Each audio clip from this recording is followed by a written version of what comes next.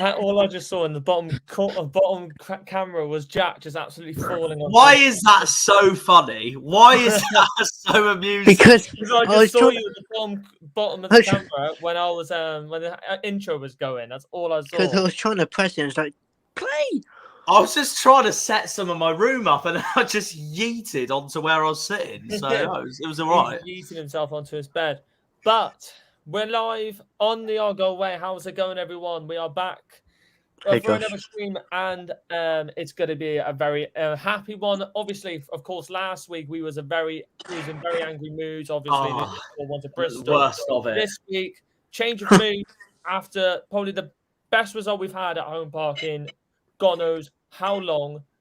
Plymouth Argyle 6, Norwich 2.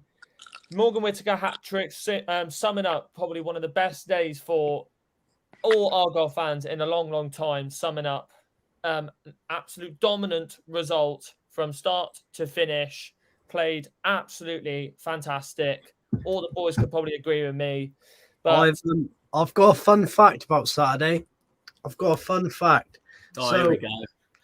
That was the biggest win Argyle's had in a second-tier division game since their 6-1 win over Huddersfield Town on the 22nd of August, 1987. Nice. Jesus Christ. How many years Damn. ago now? There's another interesting fact to that as well. That's the first time we have won with 6 goals since we got promoted from League Two against Newport in 2017. Jack, that's basically what I've just said. Oh yeah, but I just thought I'd put it out there. I thought it'd help.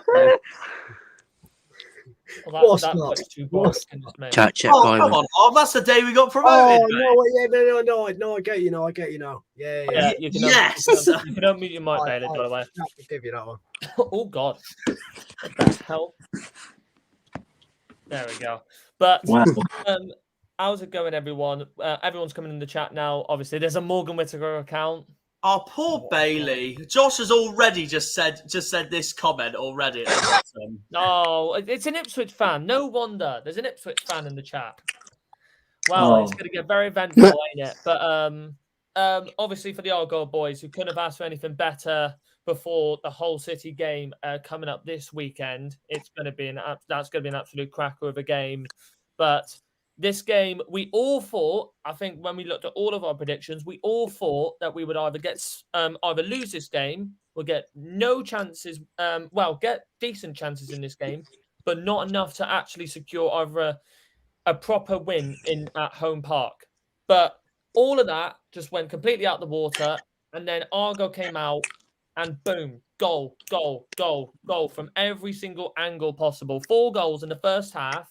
No one would have thought it. I wouldn't have imagined it.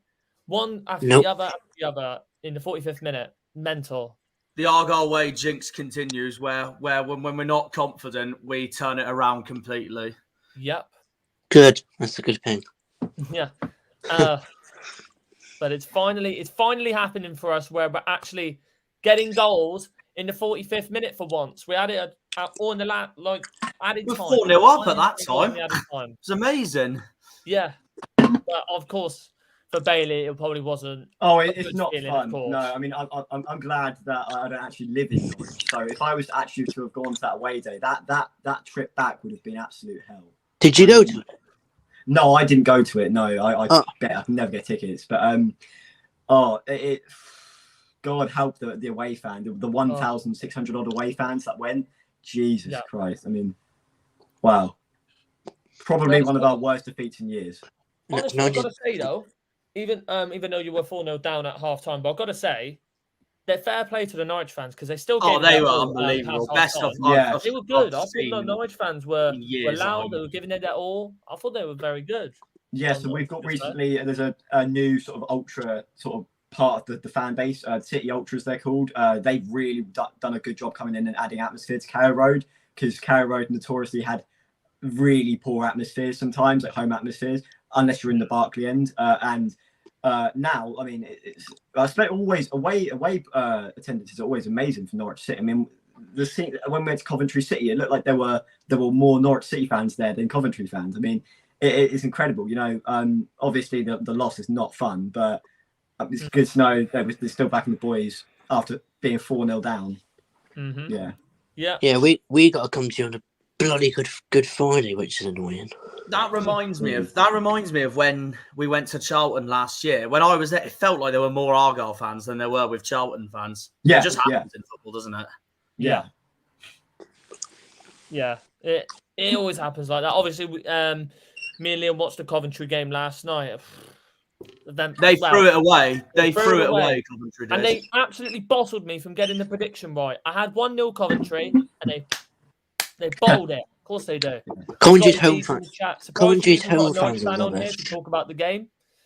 Wow, Jack's the absolute saviour, and he's an absolute legend for that. Nah, so, you got to thank Bailey if anything for coming on, which is the main. Yes, 100%. Yes, Bailey as well, because I don't think a lot of any Norwich fans would have had the bottle to come on here as well to talk. The one thing I about did it. do is I picked the Norwich shirt that I had for the least green on it, so you know. Yeah. What else if I came on with that away kit we've got? Oh, yeah. But talking about the goals for the game, obviously the first goal that was scored in the game was Morgan Whittaker. I'll go through the minutes of the goals because I've got them here. Last one was in the 15th. Yep, 15th. Thank you.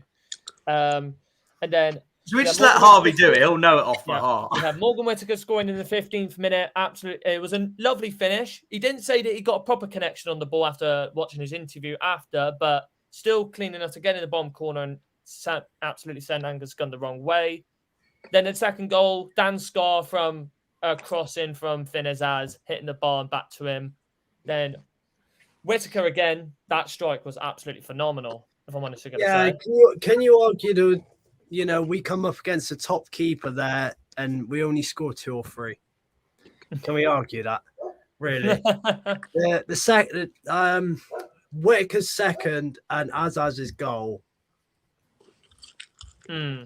You know, the goal. Finn Azaz's goal. Good skill though, but maybe Angus Gunn could have definitely got to it. But still, brilliant skill to get around the defender and a good strike. And then second half, same again. Whittaker, bang, securing his hat trick. And first hat trick for a long, long time for Argyle. We haven't had a hat trick in a long. Oh, it is. time. Yeah, you're right. To be fair, he could have had about 4 or 5 as well. Yeah, definitely. That first one in the second half, that first attack, I thought, oh my god. Yeah, and then Norwich got one back with Adam Ida, and then the penalty. Do we? Which, by the way, we should play more.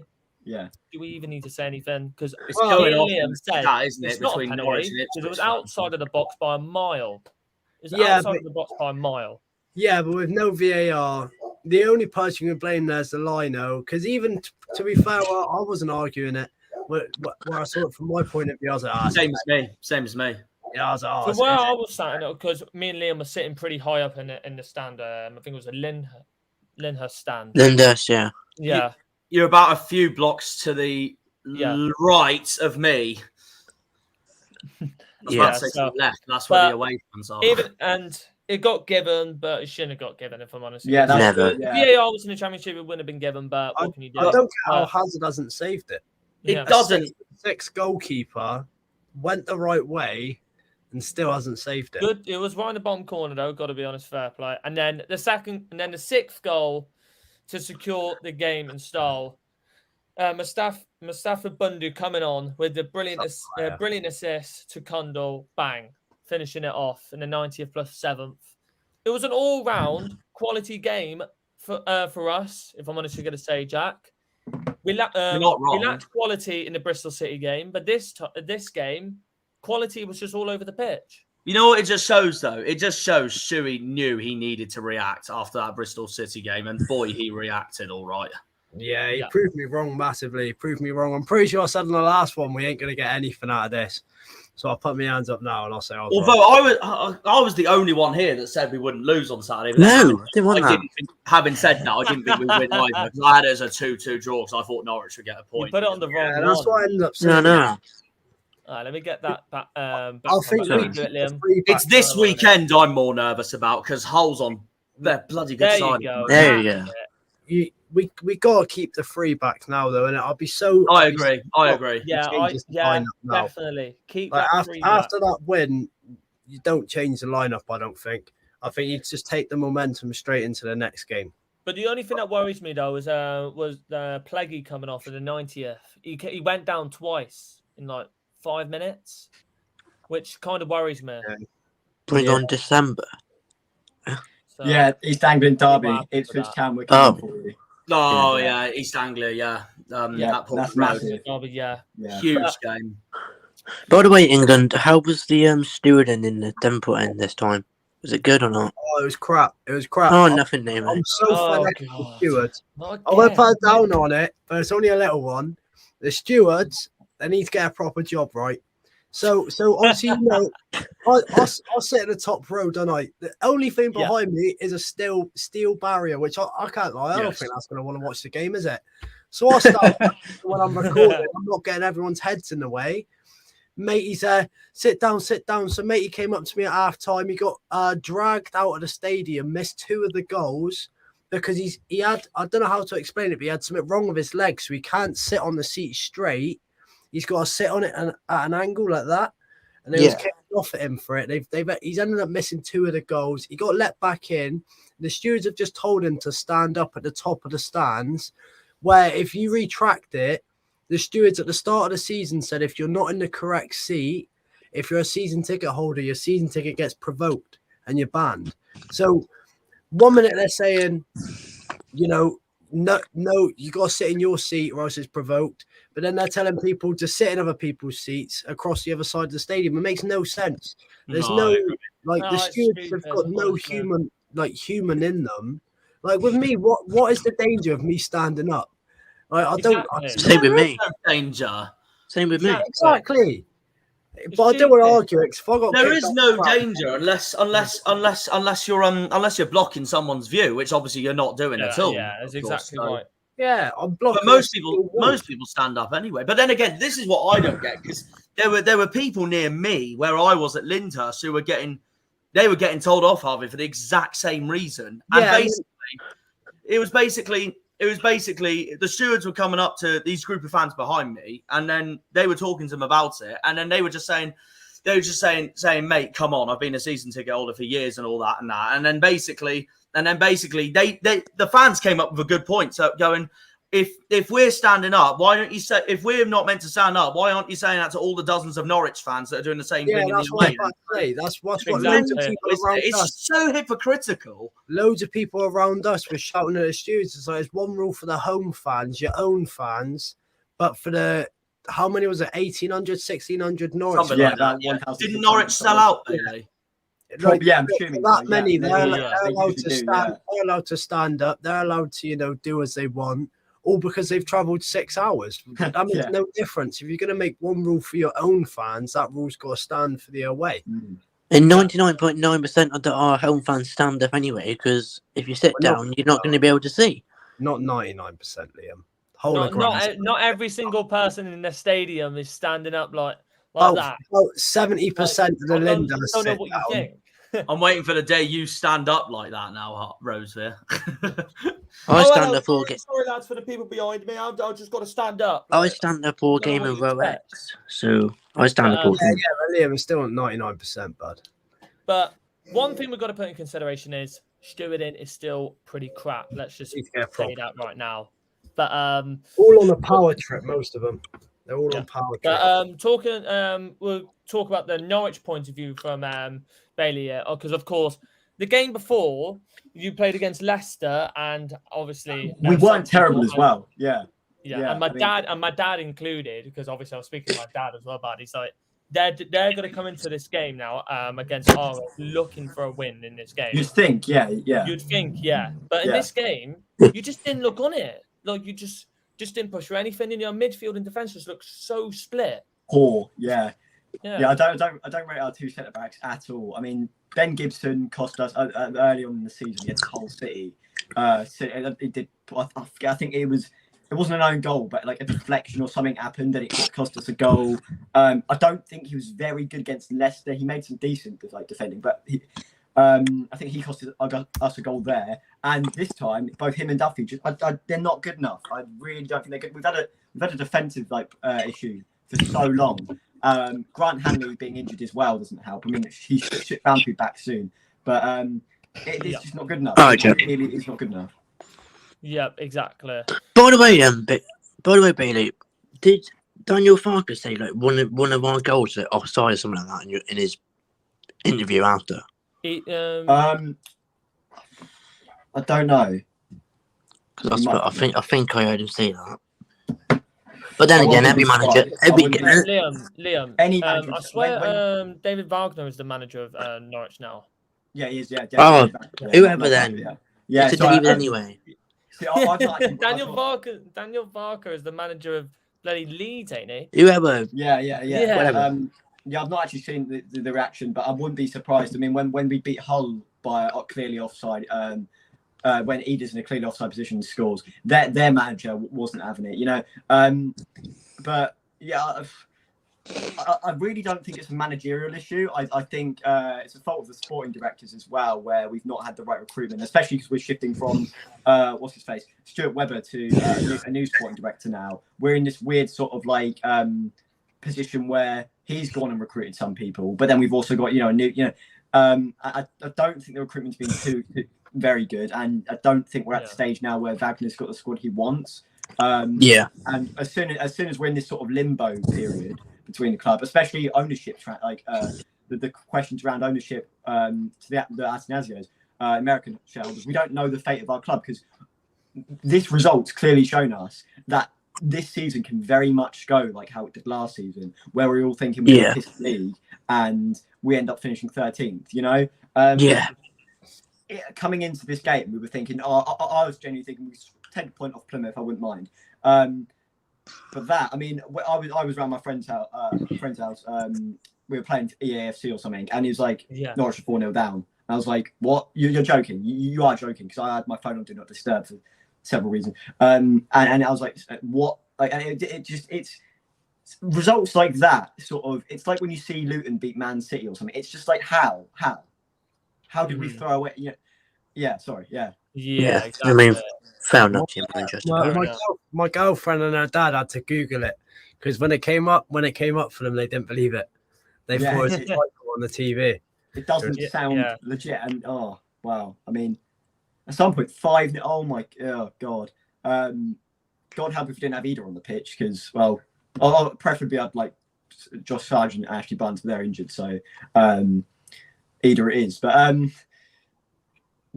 seriously, just I think Sarah I don't think was proved himself. I mean, I love Gabriel Sarah, absolute baller. I think he's easily our best player.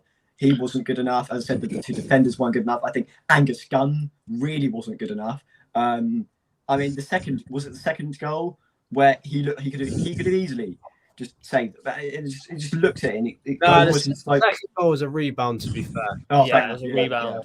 Yeah. But I mean, oh god, it is. If it's one, I just wanted to bring that manager bit up. That's all. Hello, sorry. What I mean, I was just going through because every manager interview review after I watch it. Yeah. After we played a home game, I just think like not many managers when teams lose to us. I mean, it's like they pick out something out of the game. That means that's like clutching at straws. I'm like, we beat you, end of. So, yeah. But I think most managers do that though, Liam, when you have lost a game. Like I have seen Eric Ten Hag do it for United. I've seen Pep do it a couple of times. Klopp, I've definitely seen him. Oh, him. Yeah, Klopp. Bailey, you got a cup match tomorrow night, haven't you? Norwich. Yeah, Fulham. Fulham. That's an interesting one, because obviously there's a massive running joke about Norwich and Fulham never playing each other. We only go and draw them in a cup, and I have a mate who's a Fulham fan. I was like, it's finally happened. We're probably going to get battered, but a lot of our fans don't give a crap about the cup, because it's always the league with Norwich City, especially when we're in the Championship. But I'm a cup person. I'd love us to beat Fulham and hopefully draw, I don't know, Salford City or something if they're still in it. But Yeah. I'm not at all hopeful for that match now. After what's just happened, then maybe we'll click and maybe Wagner will say, right, like to certain players, you're not playing in the start. You're not starting in the starting 11, and maybe that discipline does need to be put in place for Fulham. What about United away? Who says no? Huh? What about United away? Who says no? United away? Yeah. That's what we could have had. Oh. Yeah, but realistically, we would have been a different number. So that's what True. we say about that. True. Yeah. But another thing, this is for the Argyle boys as well. So this is going to be a question for the Argyle boys. But obviously, Bristol City game, we all talked about that Bristol City game. The amount of changes we made in that game. Finizaz should have played. Hardy should have played. Whittaker should have played. And you'd realistically say that we lost the game from that. Back, Jack. We realistically lost the game from all of those changes. You bring those players in this game, and it's a different story, and we played so much better. Hardy looked brilliant. Whittaker was absolutely phenomenal. And Finizaz just looked like when he was looked like the player he was pre-injury last year. But this game, no, they were absolutely incredible, and the defense as well. We changed formation. Do you think we should stick with this formation and obviously this team? This is why we shouldn't have changed our team for Bristol City. 100%.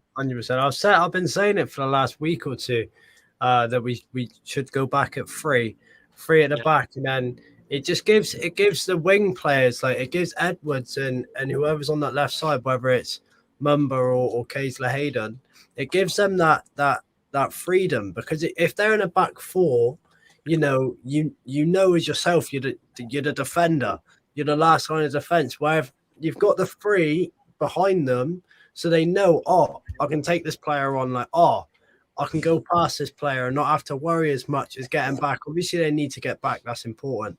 But it gives just that freedom. And then I think, like, the exposure on the pitch, having three at the back, the three centre-halves, say, like, with Norwich, we played against one out-and-out attacker, but say for Southampton, if we played three at the back, we would have matched their three in attack, and it would have been just a man mark, like Scar on Adams or Armstrong or whatever. I think like the three always gives that solidarity where we can cover and basically. Yeah, and the problem is with a fullback as well. You would have to make your fullbacks, or you could say wing backs, sit a little bit deeper. And I don't think Kaisley Hayden and Mikael Miller and Joe Edwards are more used to sitting back. They're more used to pushing higher up the field and getting a little bit further on the attack. And well, I don't know. What we saw more better in the Norwich game than the Bristol City game. I don't know. I think because of Edwards' pace, he's not the quickest. He hasn't got speed on his side. I think, when he's in the back four, he has to drop deeper because he needs to give that extra player a yard. Whereas when he's on the on like the right hand side of midfield, where he knows he's got to get back, he also knows that if he can't bust a gut and he can't get there, he's got Pleggy or he's got Gibson on his side or even Scar in the middle to come across. Yeah. And that's the best thing with a free back as well. You've got way more solidarity in your defense. You're more solid, and you've got more protection with Dan Scar, Pleggy, and like you said as well, Lewis Gibson, and obviously Kaisley Hayden. He was on the bench that game as well. For I think it was that's either the second time he's been on the bench, if I'm sure. Yeah. But when he came on, he did look very lively, and I feel like as well, and it's like when Bundu came on as well, you could see that he looks a little lively up front as well. He looks very, very quick in that striker role. I feel like he'll probably come off the bench, Bundu, or he could possibly start a couple games. What I did like as well is Whittaker in a more central role. Although he did drift wide, and having him in that attacking midfield or having him in that centre forward role, because he likes to run at players. When he's running at players wide, his final product's not really there because he knows then he's got to cut inside. Whereas whether he's in the middle, it's like his goal against Ipswich last year. It's a prime example of it, where he's picked up the ball, played it off, had it back, touch and shoot. Whereas I think that's where we're going to get the most out of him. And I don't think it's a coincidence how he scored a hat-trick on his first game this season playing in that role. 1 year ago as well, when that Morgan Whittaker goal was scored, how quickly times have gone. Yeah. It's absolutely crazy. How about a Whittaker Hattrick against Swansea? Who says no? It's his great. former club as well. Yeah, former club. The thing is, though, the thing is about that as well, though, is that, and this is why I'd happily just take a point at Hull this weekend, is that after Hull, we've got 3 home games throughout October that are so easily winnable for us. Like, we could be in for a strong month if we perform like how we did on Saturday. What is your goal as a club then? Like, because I mean, obviously when we get promoted, if we get promoted to the Premier League, our goal usually is survival. What is it for you guys? Is it survival? Or do you want more than that? Survival. Survival. I would have no shame in saying Argyle's probably the smallest club in the Championship right now. If you take it on history basis, club basis, obviously we've got the smallest wage budget.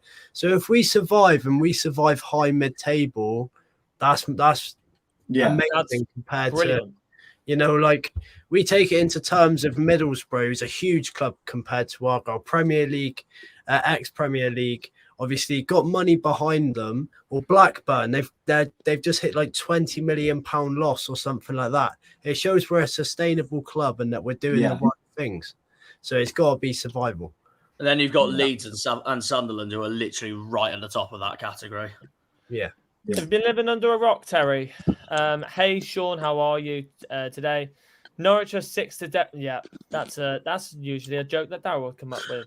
Just to stay in the Championship, yeah, Sean. That is probably our target for this season. Well, they must have been. People have been aiming for mid-table, but like I predicted, I predicted 17th this season. Exactly. I mean, this is the way I see it. Obviously, the main target is survival, but I know we can push for mid-table if we can. Yeah. But obviously, the main target is to stay up without a shadow of a doubt. All we want as a fan base is to not finish 22nd or lower. It's that simple.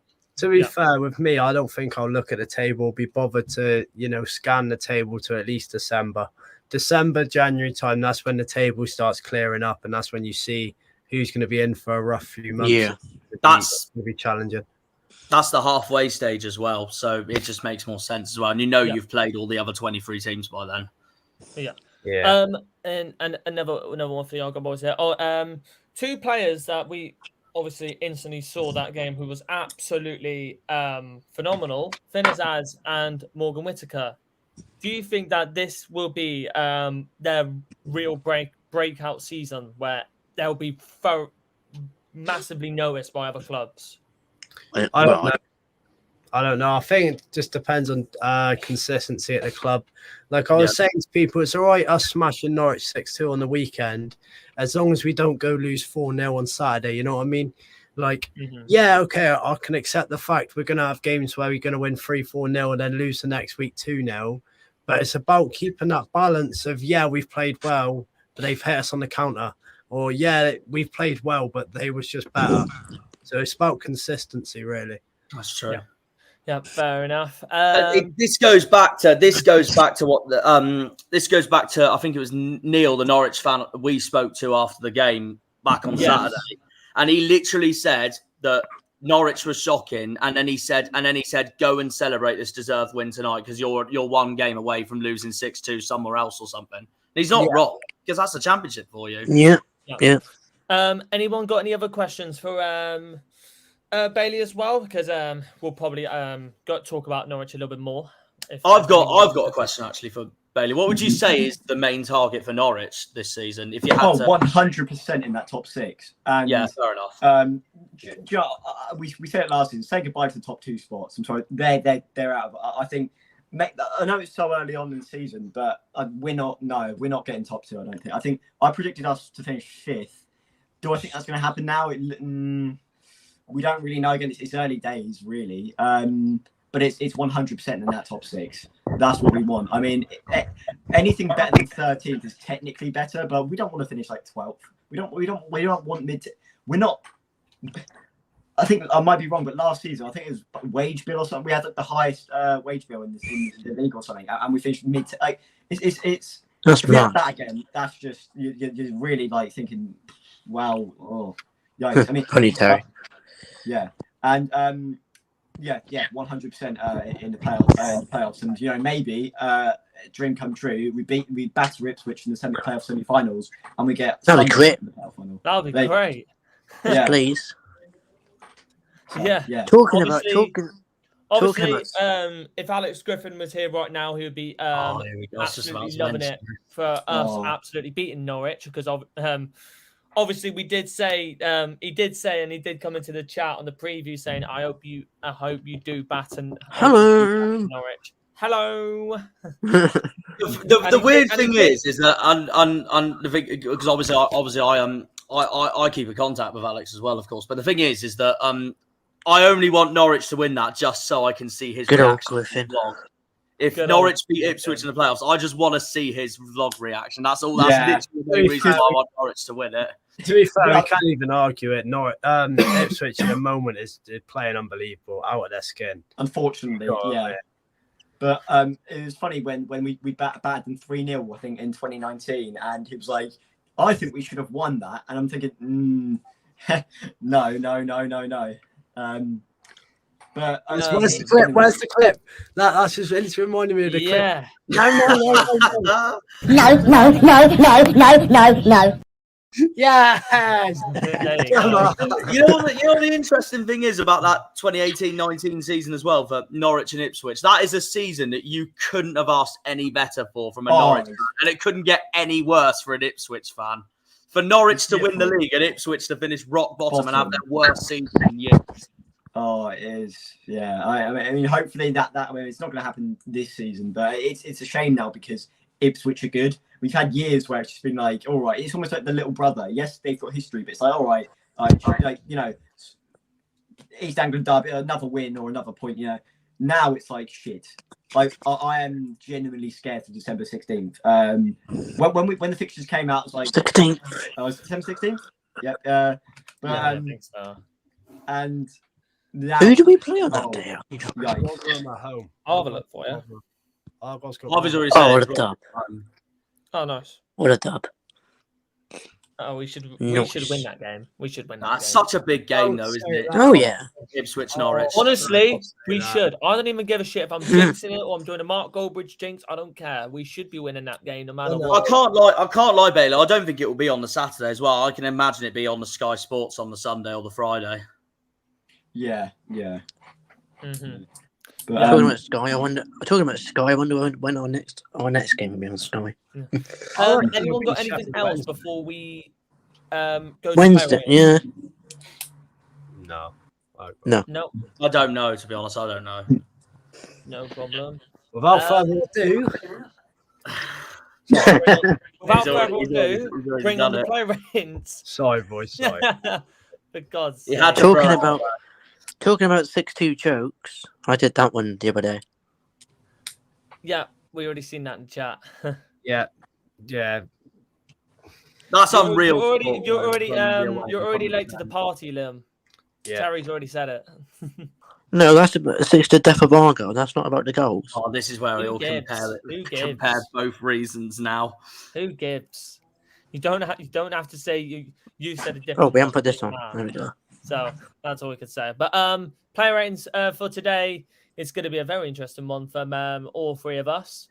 First one is Connor Hazard. He let in 2 goals this game as well. First one he should have maybe possibly saved. He did get a hand to it. And then the penalty, you could have possibly said he possibly could have saved that as well. But what would you give him anyways? He did get a 6.5. Yeah, 6.5. Yeah, agreed. It's definitely, obviously, it's a lot better than what he did at Bristol City on Tuesday night. Yeah, but it's still worrying that he's a 6'6" goalkeeper conceding a penalty that's his side, and their goal, it wasn't exactly a fantastic goal. It was a defensive error.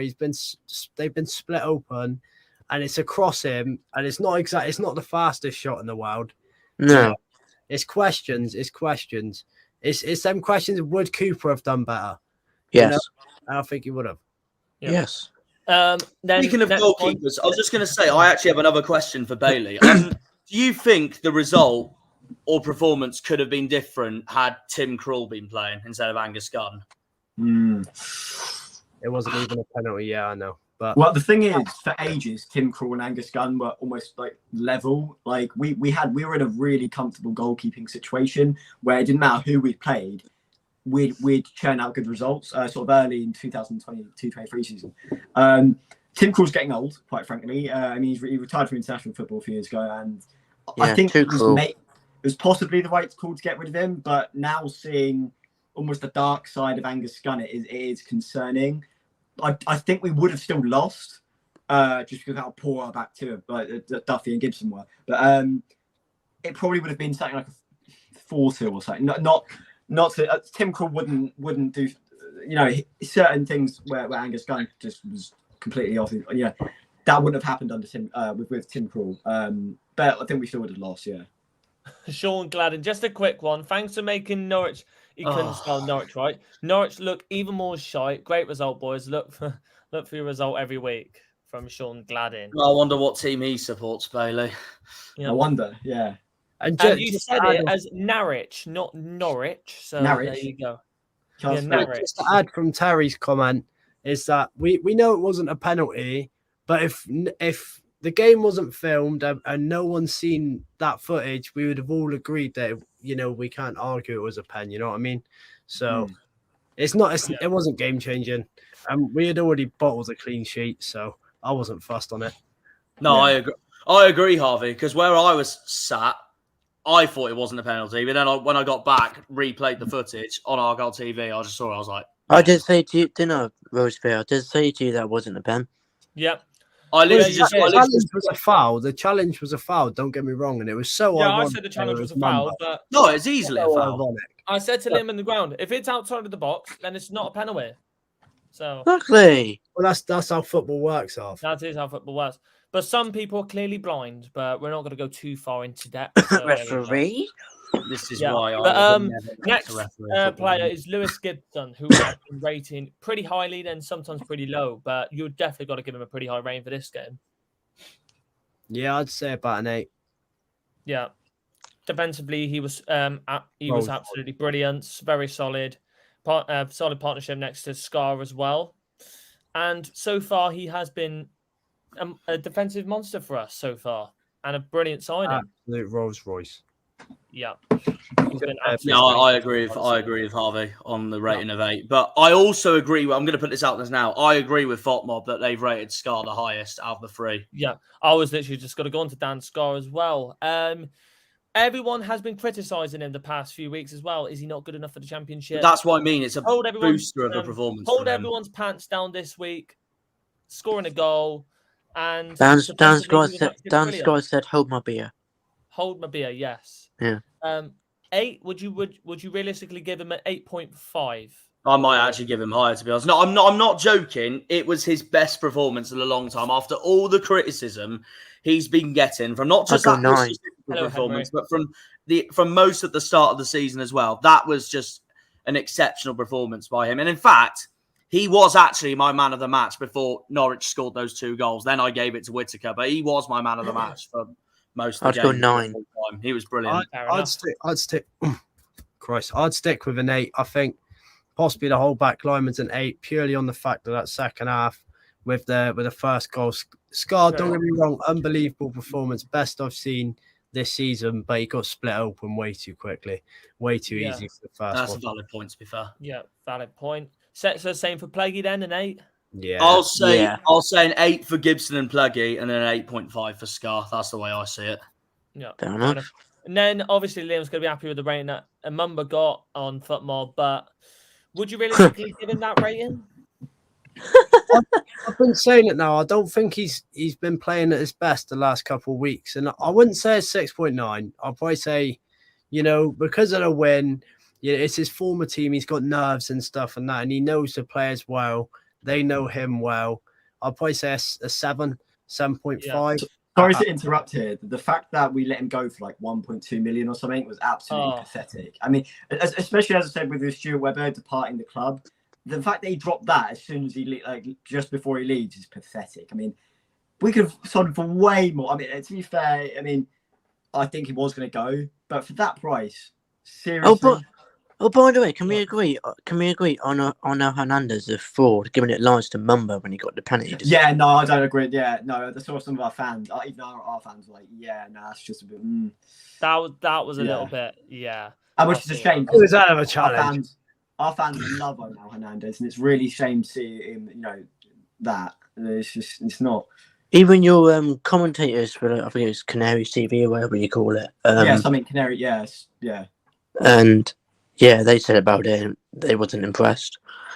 Yeah. Yeah. I honestly, I still can't believe to this day that we got Ballymumba for that price. It's honestly the weird thing I find about this all is that I really didn't think this summer Mumba would come back. Whittaker, I thought would come back. Meanwhile, because I knew he wasn't happy with Swansea, I knew where he wanted to come back. But Mumba, I really didn't think was coming back. So I was really surprised we re-signed him. To be honest. Can we just add, Henry? You said Mumba's rating just shows that what Shuey is trying to do, playing him on the wing, isn't working. But am I wrong in saying that's why he played all of last season and got us all of our joy? That's true. Yeah, exactly. That's true. So exactly, that is right. So Mumba 7, if you're going to agree with that, and then Houghton, who has been he's been exceptional all season so far. Throughout this season so far. It shows from Bristol City, the Bristol City game where we dropped him, and that midfield looks so lost. Very open. Happening back very in open. So underrated, criminally underrated. I don't see 7.3. He's at least an 8, at least. Yeah, every week an 8. That performance there just shows Shuey should never change the team ever again. Wow. Well, but no, you know what? Shuey, he's a manager that likes to change quite a lot. I don't. Yeah, I get that, but he loves trying to keep everyone happy, and it's not going to work. Exactly. That's the type of the thing is, the way I just see it is that you just don't change a winning team. Only change a team for me if that player gets injured, obviously, or whatnot, or suspended. But again, that's not up for me to decide. That's not up for any one of us to decide. It's up for him to decide. That's why Shuey's the manager. Exactly. You got to back his decisions and back. The substitutions. But like I said, and this is where I stand with England on this. The only thing I really obviously disagreed with Shuey on was, well, everything he tried for that Bristol City game. Obviously, the minute, honestly, we were both there looking at the lineup together at Aston Gate. The minute we saw it, our confidence dropped. The pair of us. Yeah, same. Yeah, so did I. Same with me.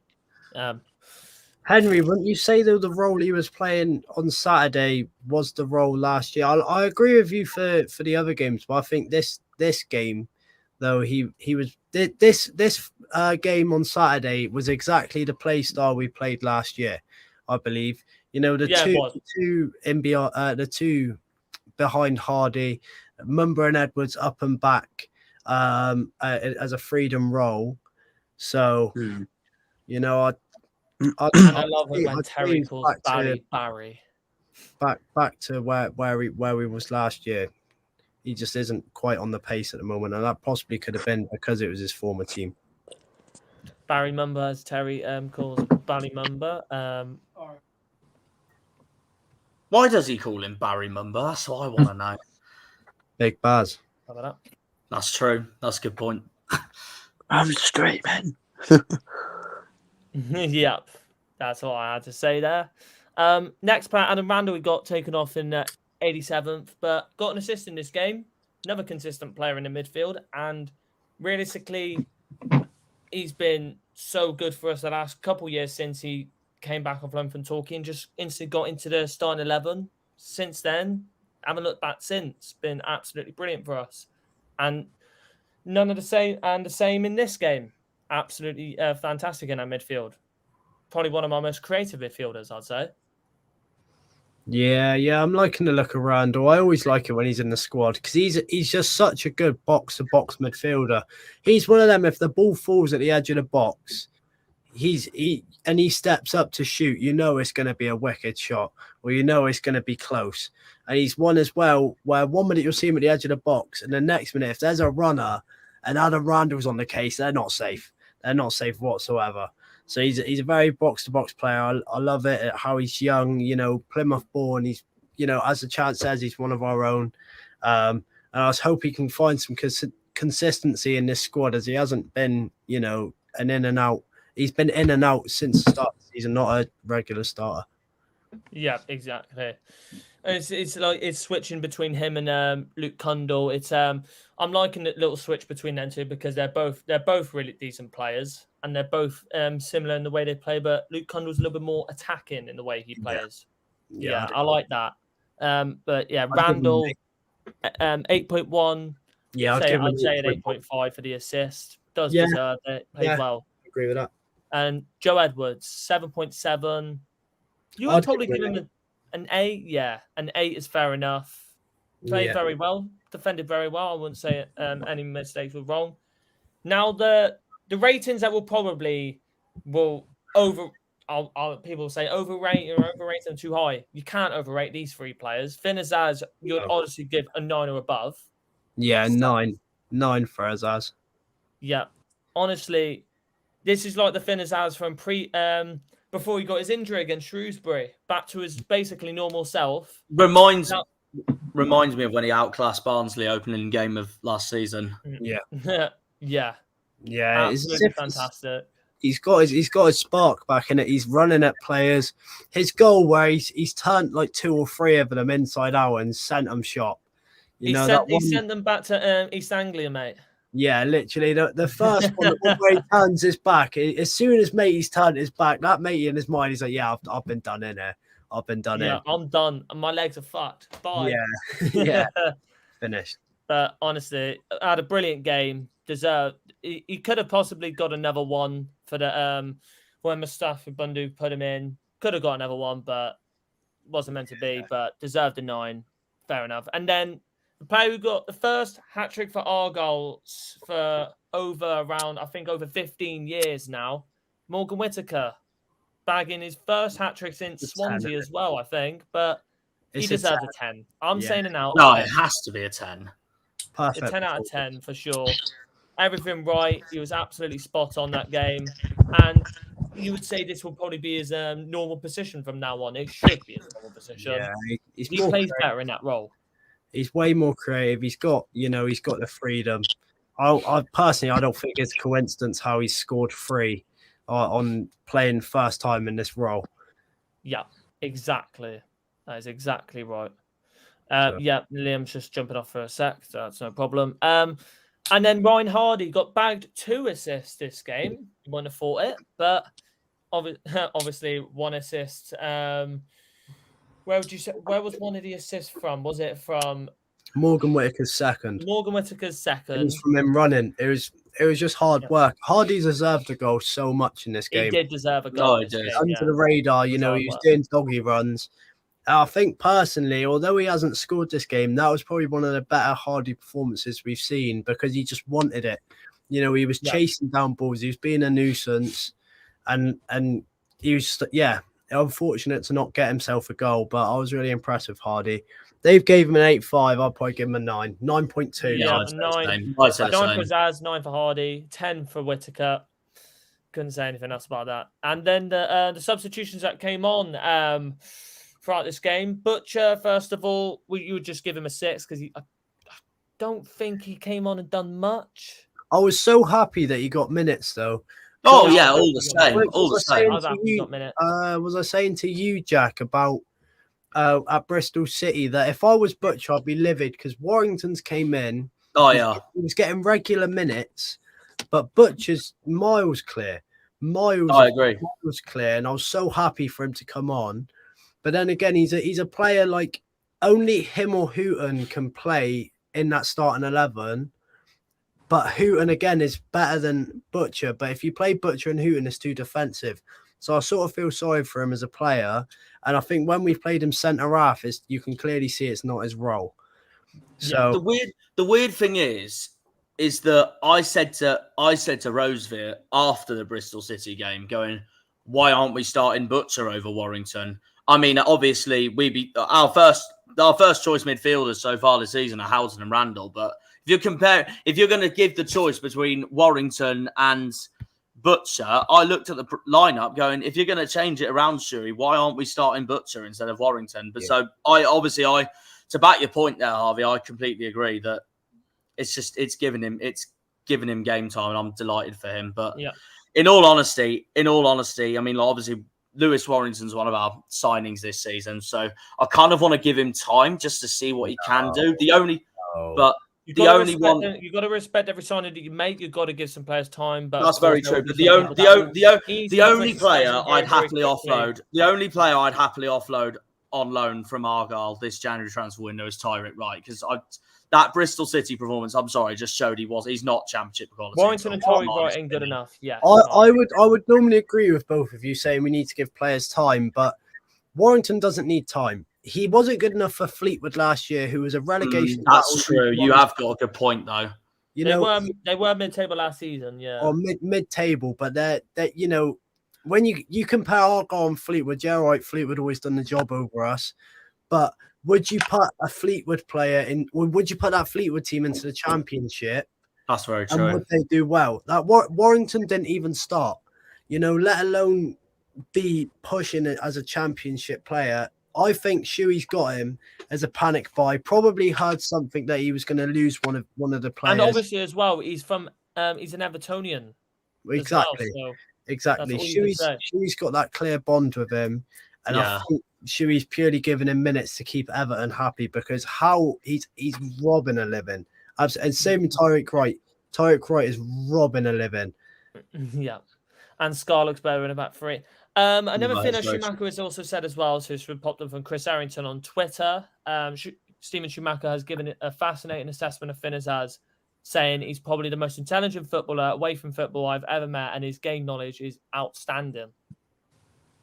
Yeah. Can I just say, by the way, I'm delighted I saw Gillespie back on the pitch on Saturday. Yeah, wow. So nice to see him back. Yeah, I know. Amazing, wasn't it? Absolutely amazing. But, Kesler Hayden came on for a bit as well, 80th minute. He did get involved in some of the play, but I feel like as well, you've got to put him in that right position for him to absolutely click.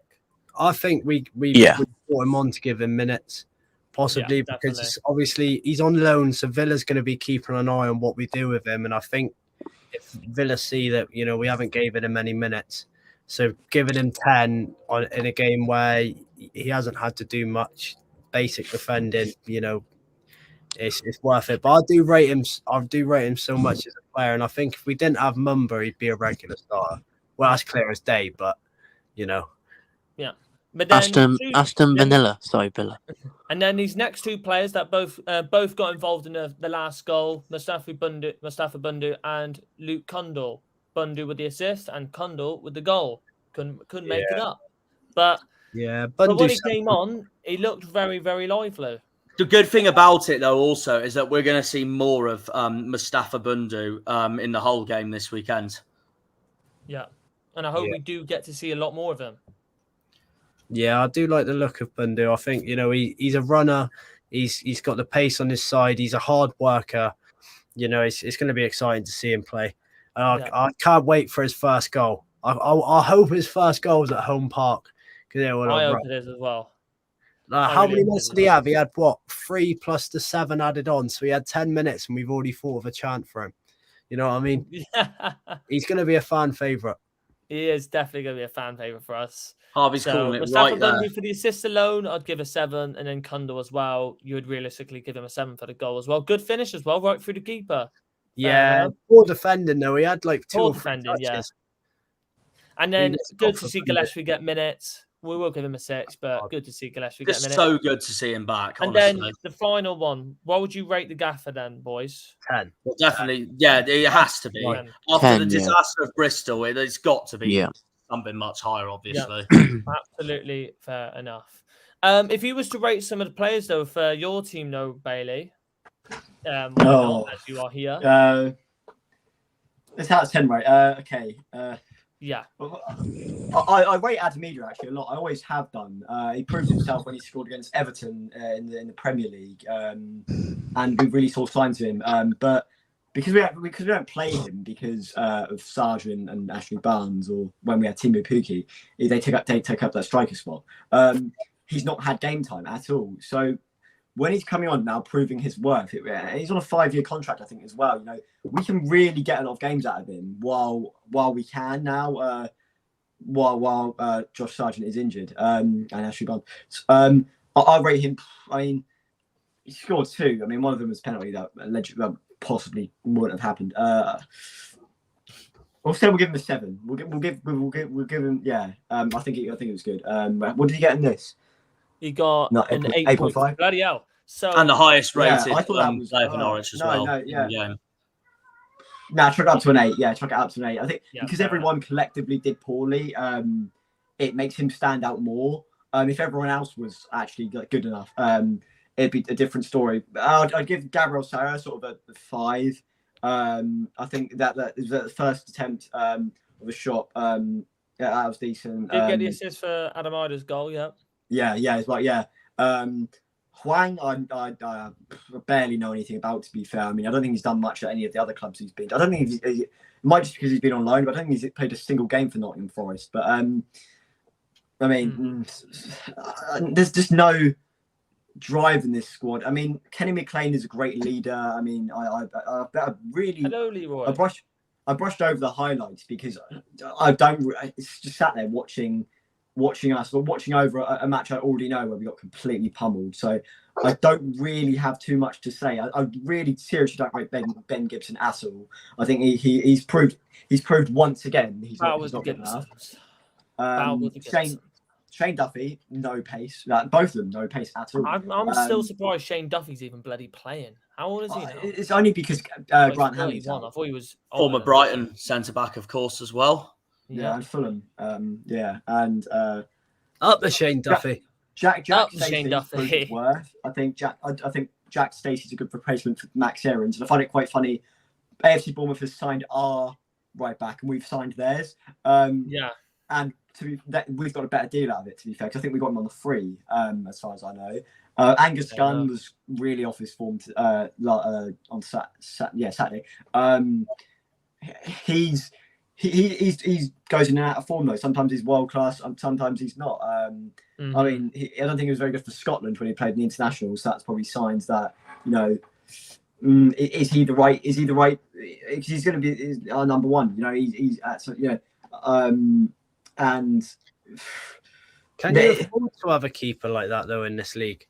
Huh? Can you afford to have an inconsistent keeper that's going to, no, 3 games be world class and then cost you 6 points?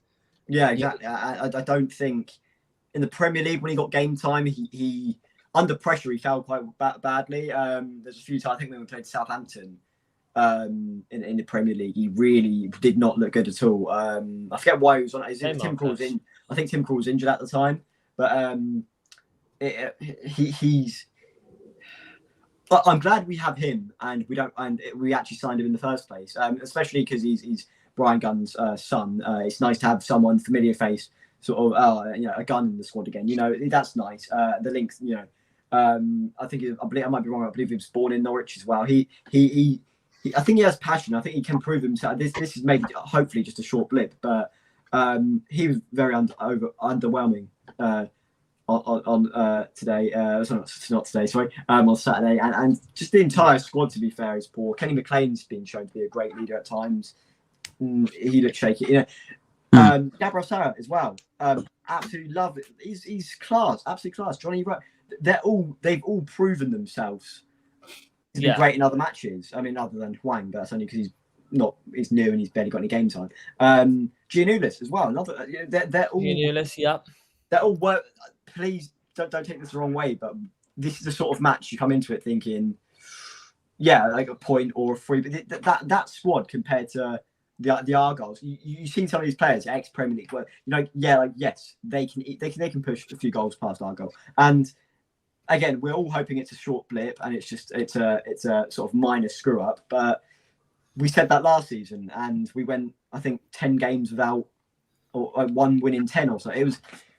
It is worrying now after this match. What's next, really? And we got to go into Birmingham, really hoping for. That's going to be a tough game for you lot. Yeah, that wasn't originally. We actually quite other than Leicester, it seemed like quite comfortable fixtures. Stoke, Leicester, Fulham in the cup, Birmingham. Also Plymouth Argyle, Fulham, Birmingham. That sounds decent. But the fact that we've lost 2 out of the 3 matches we played in the last 5, and we've lost it, it's looking shaky. It is worrying, really worrying. Yeah. looking at it from an Argyle's perspective, and obviously on the Tuesday night last, we got pumped 4-1 and we really wasn't at it. And then we looked into this game and we thought we was going to get nothing out of it. So surely, as a Norwich fan, in the back of your mind, you can have that sort of, all right, the manager's going to have a tough week, this Norwich side. yeah. You know, they're going to have to get at it, and the response has got to be given against Birmingham. Yeah. Birmingham only got a point at home to QPR, who's had a rough start of the season.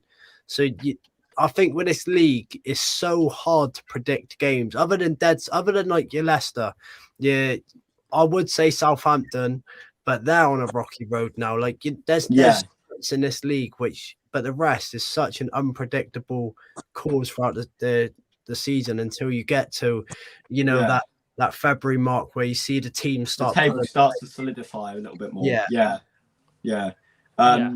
But no, it is worrying. And David Wagner, I think, I don't know if the discipline's there, but I'm hoping it is, where he'll turn around and be like, right, you're not playing after that. Certain players, specifically Ben Gibson, I think he's been I've seen him in Norwich shirt, seen him starting every game. It's just like, what? But then it's who else? I mean, Grant Hanley. The recruitment, as I said, looks good this season with like Shane Duffy, Jack Stacey, Christian Fashnat. Good players. We did lose quite a lot. I think we lost Sam Bryan, Kieran Dowell, Timu Pukki, obviously Todd Cantwell last December. And without those key players who knew the club off, and especially the older players and more experienced players to really sort of influence younger ones, such as Adam Eder or Johnny Wright. We don't have that structure that we did in the 2021 season. All those players that went up with us, there's barely a few of them left now. I mean, Oliver Skip was obviously on loan. Emi Buendia's working wonders at Villa, as far as I know. And it's worrying. The jokes about us being a yo-yo club's not going to be around for long if we continue like this. The weird thing is, though, is that it just shows that whatever division you're in, it's no wonder you're there for a reason. I mean, like, I remember back in my time, it was like 2009, I think it was. We were battling to stay up with you guys, Charlton and Southampton. Yes. We stayed up at the end. Norwich went down to League One. Southampton went down to League One. Charlton went down to League One. We stayed up. And then, obviously, that was the last time we played Norwich as well, because we went down in 2010 with Peterborough and Sheffield Wednesday. Norwich easily won League One that season to go straight back up. It just shows that whatever club you're staked in, it can just happen, because obviously Ipswich were in the Premier League in 2002, been in the Championship for about 16, 17 years, and then finally relegated to League One. It just shows that whatever can happen, can happen. It just, even with like previous Premier League experienced players, like, you look at that thinking you're expecting to do really well when you've been in the Premier League, so it shouldn't be a problem for a Championship. But it just shows that it could just happen. It could just happen anywhere. I mean, like Premier League stand, for example, David Moyes managed Everton, did a fantastic job for them, of course. Then he went to Man United, didn't do as well, of course. Then he went to Sunderland and he got relegated with Sunderland, and no one predicted that at all, because you were there thinking David Moyes, last person you'd think that would get relegated from the Premier League. And then, of course, David McGoldrick is another one, for example, relegated from Sheffield United in the Premier League, goes to League One with Derby, see how he does, and he ends up keeping the same form. It just shows it can just shows football can change easily like that. And I guess that's why it's so hard to predict. Yeah. With Norwich's performances, I'm surprised Mumba wasn't given time. Yeah, but the thing is, you've got to realise as well, they had a load of wing backs on that side. That was probably further in the pecking order than Barney Mumba. And this was quick. Who's for the Swansea home? Have now already sold out. Jesus. Yeah. Fair enough. Hello, Caitlin. How are you? Who gets dropped for Bundu? Well, Bundu came on for Hardy, so there you go. That's what I have to say. Villa will sell Azaz to us next summer for $1 million. I don't think he'll probably be £1 million if he keeps on playing the way he is. Bundu will replace Wayne as backup for Hardy. Maybe could, yeah. But right now, Ben Wayne, he was getting games on the Carabao Cup. But to be honest, I don't even know if Ben Wayne's still young. That's all you've got to say about that. Wednesday Mark- were in the Premier League. They look certain this season to go down. They look poor. Mark, Really poor. your comment about the shit lineup against Bristol. Surely you can add to that though. We've got a squad here. There's a small squad, so every player's got to be ready to play in this championship. Yeah. Although it was a weakened squad, it still should have been a squad that could do a job. You know what I mean? Or else what's the point in the recruitment and what's the point in having these players if they're not good enough? And all right, yeah, you could Tyreek Wright, I'll say, is never going to be good enough at the moment. But you know, that's one player out of the 11. There still should have been 10 there that could hold their own against, you know, a Bristol side. Yeah, exactly, 100%. But as well, if you are expected to get not a good result if you are putting out a weaker side, then obviously when we played against Preston, we pulled out a pretty strong side. Then you pull a weaker side than that, you are expecting to not get a very good result away from home yet again. You just proved it from that game against Bristol. I'm good. Just waiting for Bolton game kickoff. How are you doing? Yep, doing all good. I think we're all doing very, very good. I was just going to say, I did say this to Bailey on Snapchat the other day. There is one ex-player for Norwich that I really wish I did see on Saturday, who I have a huge soft spot for, just because he's actually one of my favourite players from a neutral point of view, and that's Timu Pukki. It's just been incredible to see him at Home Park. But at the same time, he's been doing well. It might have been a different game. At the same time, it might have been a different game had he played. So it's done us a favour at the same time as well. But no, he's a player I've always idolised. Timu Pukki's been doing well in the MLS so far. Tyreek Wright didn't even set the world alight in League One. Exactly, he wasn't even doing well in there. I don't think he'd set the world alight against Parkway. Yeah, League One. Yeah, exactly. And then the last question for Bailey before we move on to predictions, and we will see who wins this week. Is your next 5 games? Obviously, you've got Birmingham at home, I have to look at them. away, Coventry away, Leeds at home, and Middlesbrough at home. How many points from 15 points available in these next 5 do you think you will pick up? Well, including the cup match, or no, we're not including that. Can't get points from a cup match. Yeah. Nah. Okay. Birmingham, I'm not gonna lie. I see us taking the lead. Let's just say, I don't know, Gabriel Sarah, just for simplicity. You know, I'm not going to chuck someone random in there. And then Birmingham, like we end up falling asleep like we did in the Premier League every single game week. And they probably score. Well, that's 1 point off them. Swansea away, 1-0 loss, I'd say. They've had a rough start though to this season. They have. Yeah, you're right. Yeah. He's under pressure at the moment as well, Duff. Yeah. Coventry away. Damien Duff. I think Coventry away will act. The fans will act as a 12th man like they did last time. And I don't think they've been too good either, have they? They've been very bang average lately. They threw away yesterday against Huddersfield. It wouldn't shock me, to be honest, if that game was a draw, because Coventry have thrown so many home games so far this season from winning positions. So I'll say. Yeah, I think we can beat them. Yeah, I think we can beat them. That's all right. 4 points out of 9. Leeds home win. I'm sorry, everyone wants to beat Leeds. Yes, I'd love that at Carrow Road. Yeah, I think Jack would absolutely love that. Oh yeah, of course I would.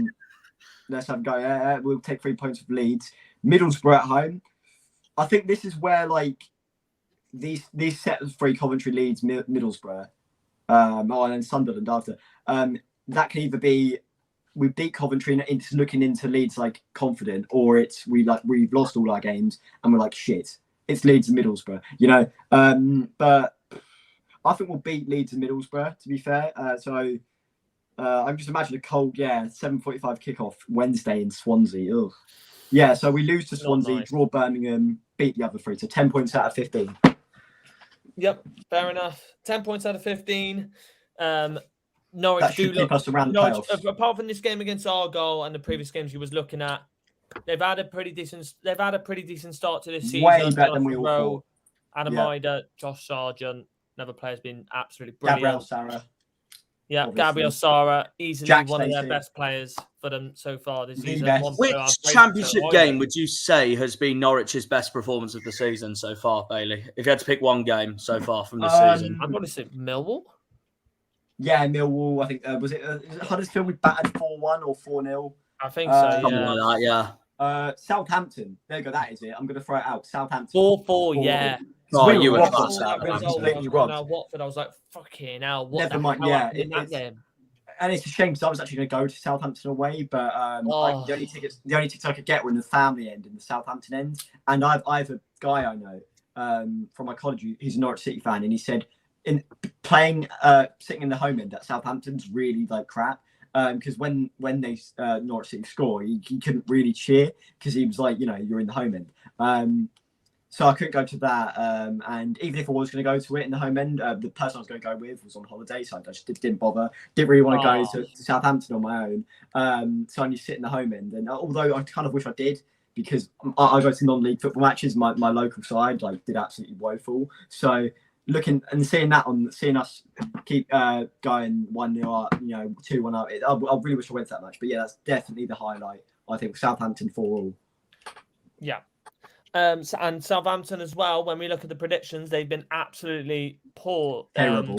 They have been terrible so far this season. We're ahead of them in the table now. And I predicted Southampton to finish. I think it was either 7th or 8th. Yeah, you've got them the lowest out of the three of us. I told you they would drop off so far. They've been. But then again, Harvey, it has only been 8 games. They might have a masterclass of a second half of the season. Yeah, they should never play Holgate again. He's so shit. I've always hated Holgate as a player. He's shite. He's terrible. He's terrible. Holgate is terrible. He gave away 2 goals. He gave away 2 goals against Sunderland, and then he gave away the other goal against I can't remember who it was the other day. He was so bad.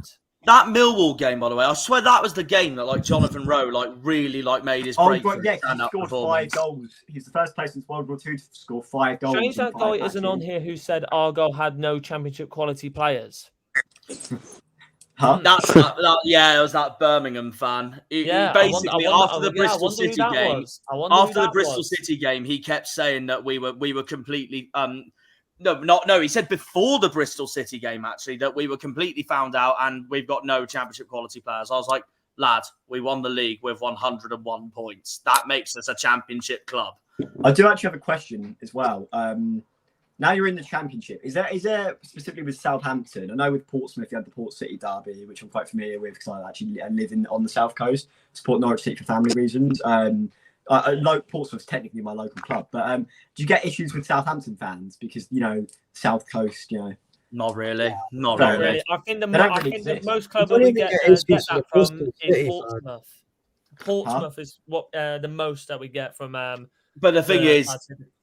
Yeah, I think us and Southampton actually have a decent kind of relationship because not a lot of our fans are biggest fond of Pompey. But then again, except for Portsmouth, the main one is them annoying lot up the A38. That's the main one.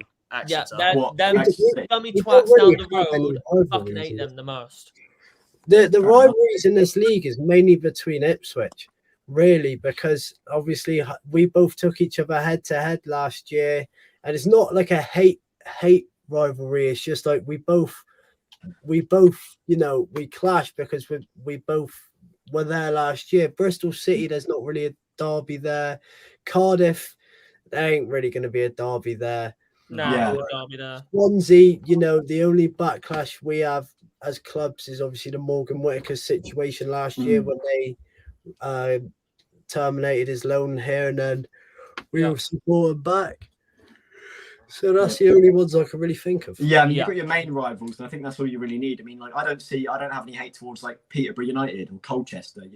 I don't care about them. Quite frankly, Colchester are awful. Yeah, yeah, exactly. But so far the stream, thank you all so much for the support so far. 1 hour and 20 minutes into the stream, and we've had a lot of people coming in so far. Thank you all so much for showing the support on the stream. If you could hit the like button and on the stream, that'd be absolutely brilliant. On the road to 600 subs, we gained 7. I think we gained 8 to 7 subs since the last stream. Something like that. You've all been absolute legends. Harvey England on the road to 2,400, and then Cornish Janners way past 700 now. Road to 800 on. It's all going absolutely phenomenal. So far, you're all absolute legends. issue is we haven't seen any of these clubs in years to have created a rivalry. Yeah. Yeah. I mean, geographic-wise, Bristol City is the closest we can get to a derby this season. Yes, and we can thank Norwich, Marcus, because they helped us last season. We trained at Norwich's ground when we played Ipswich. And that as well, Forgot to say that. Forgot to mention Well, that. you trained at Carrow Road or the Nest? I mean, the whole of Norwich in general are just going to love our season last season for even beating Ipswich when Ipswich were the ones that had all the hype and all that. I really want you guys to win the league because it's Ipswich. Plymouth Argyle are one of those clubs you can't really hate. I mean, they're just like the lovely old like South Coast. You know, oh hello Plymouth. Yeah, back in the league. You know, I'm so glad you guys won it. Obviously, I wish Sheffield Wednesday didn't completely bottle it towards the end because it would have been hilarious if Ipswich crashed out to like Peterborough in the playoffs. You know, that would have been hilarious. But Wednesday ended up getting promoted. But and obviously you guys won the league, and you know, I don't. Lovely club, Plymouth. Lovely. Yeah. Come on. Yeah. Yeah. I love it's a lovely club after we smashed you 6-2 though. But Arsenal fans as well. Jesus. Despite you might see a lot of like shitty Canary fans online, but do you know, our club's similar. Like people don't hate Norwich City. Do you know what I mean? We're not like Portsmouth or Millwall. You know, we're not like that gammy, like dirty club that just sort of, you know. Was Norwich the club that had that woman in? Where are you? Delia Smith, that's the one. Let's be having you. My dad She's a shareholder now, though. She owns the club with her husband, but they own 40% of the club now because the Atanasios, the Americans, they've come in. Because even though Delia is the last again, huh? Not the Americans again. What is it with these Americans taking? Our own is American. Yeah, no, but what I'm saying is the only person I hate as American is the Glazers. He's thinking about the Glazers. I'm mainly a secret United fan. I hate the Glazers. He's got a United fan. I hate them so much. Simon Hallett, I absolutely love and adore, but fuck the Glazers. But to be fair, though, stream, why are we talking about United? They're crap. As soon as but I'm just talking about owners wise, they can piss off. But with the ownership problem at United, like we get money because all the United fans buying yellow and green scarves for the protests. So I'm not complaining. As well. Oh, there you go. They'd wear our kits if they had enough money. You know, they'd go to fucking. They'd play us. We'd go away to Old Trafford. The entire stadium would be yellow and green. I guarantee. We had Americans for about 5 minutes. Can I just say, by the way, you know why also Norwich is a nice club? Because they play in green as well. I know they're mainly predominantly a yellow army, but they play in green. Lello. If you want the definition of yellow and green mixed together, it's Norwich City Football Club. Yeah. I mean, us lot and Forest Green Rovers. That's all you've got for green in the EFL. So. We did have Yeovil back in the day. Now they're in the National League South of Truro. I absolutely despise Yeovil. Their fan bases. I'm glad they're gone. Sorry. Anyway. Huh? They're already in a rough spot as it is. Yeah, I know. Now they're in the National League South. My local club actually beat them. It was our first win of the season. My local team we have. And their fan base is massive but annoying. Really annoying. The good old Glovers, that's what I say about Yeovil. That's their nickname, the Glovers. Part of my bias towards Plymouth Argyle as well is because, again, you guys are the only others that play in green. I know colour means nothing. It's just it's the colour of the shirt. But, you know, having another green one knocking about in the EFL is quite nice. Exactly. That's why Harvey likes Yeovil, because it's the Glovers and he's a goalkeeper himself. Gloves. Yeah. And we still talk about that bloody incident at foot golf. I still fucking remember that. So which one? Yeah, I still remember that incident. Oh, I know which one. Yeah, I still remember that incident. Devon. Huh? I'm confused. Oh, the last round when Liam and the two Harveys gave up on 15 from the free kick spot, and I got it in 7. That's Harvey England. Yeah. We still need words about that. We still need words. 7. We still need words. Jack, I let you win. It was your birthday. Yeah, no, I'll take that. Jack, you completely lost the golf side the golf side, you lost your head so much. I was like, nah, you know what? Excuses. All right, let's move on before we go further deep into other things. Predictions. Another week, more predictions. All I'm going to 5 say people is entering this week. We That's obviously been Daryl, other person entering. Harvey England entering again, and as usual, and then obviously Liam, Jack. But can someone beat Liam this week? Finally, we will see what happens throughout these predictions. But the first one, obviously, Harvey England Dow didn't get his in time, but no one got any points for this one anyways. A 0-0 draw. Let's just move on. while we're here, actually, what was your prediction for these games, Bailey? What for the just everyone else? Yeah, for all of the games, really. Yeah. To be fair, it sounds bad, but I've not even looked at the fixtures because the way I see it is I have terrible ball knowledge with any club that isn't Norwich City and like the Premier League because I'll do FPL. But fair enough. I genuinely am clueless. I mean, that match has got 0-0 written all over it, in my opinion.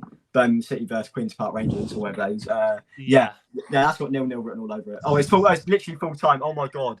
Sorry, I thought that was a future match. God, whoops. Let's be saying 0-0 all over it. It literally is. You can't beat Mystic Liam. He always went.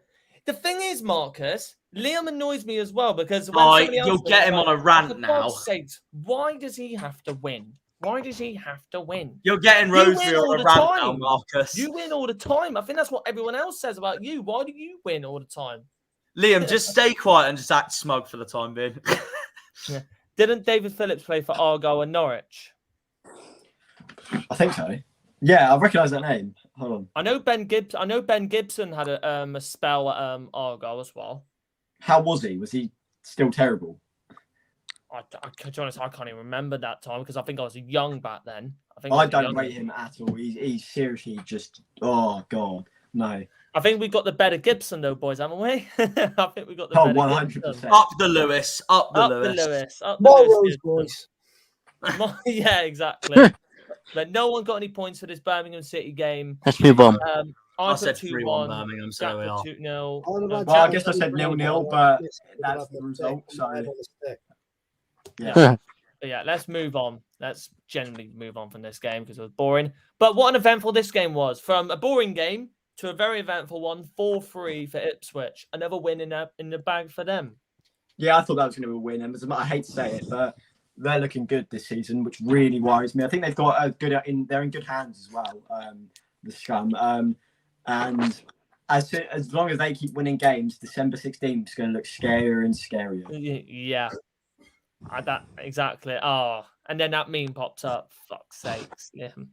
But I think the match is basically hello versus where are you? Yeah. Hello. Harvey England got the most points from this game. He got 2. He put Ipswich 2-0 and Hurst to score. So he got the most points from this game. So what's the process? Jack, did you manage to put it in? Yeah. Wait, what's that? Sorry, Liam. Did you manage to put it in? I'll put it in for the preview for Hull. Oh, okay.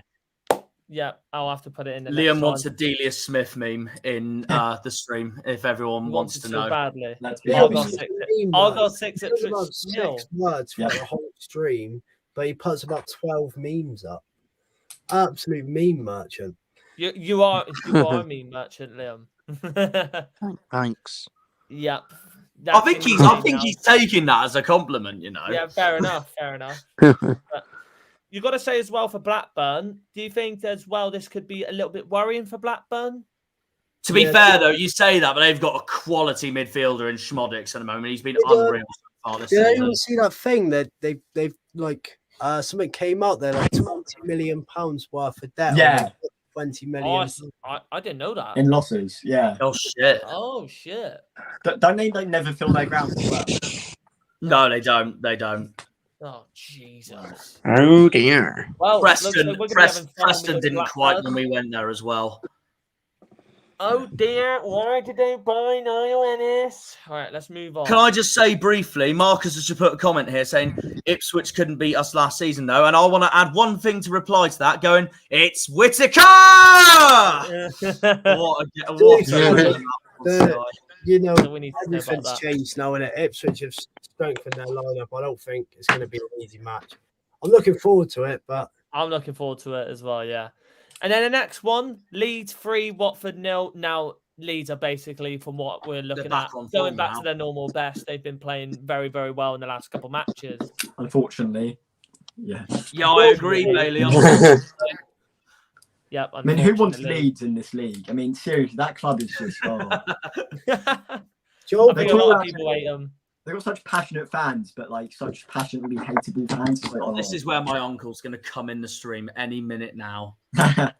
Joe, why are you saying these awful things?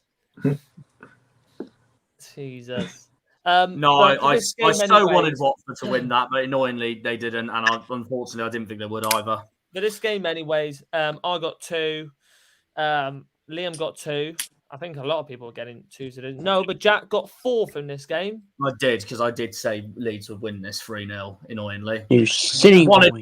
Watford to win it as well, obviously. Yep. I went But to Watford for this season. It was a class away day as well. It was just Elton John FC. To score. Everyone was putting Perot to score. But Daryl got 1 because he put 0-0. I can't believe he put 0-0. Okay, fair enough. I would have said 1-1 for that, to be fair, looking at that game without any, It does line up for like either a draw or a late winner. But or a cheeky win what to we like saw Leeds. was the opposite.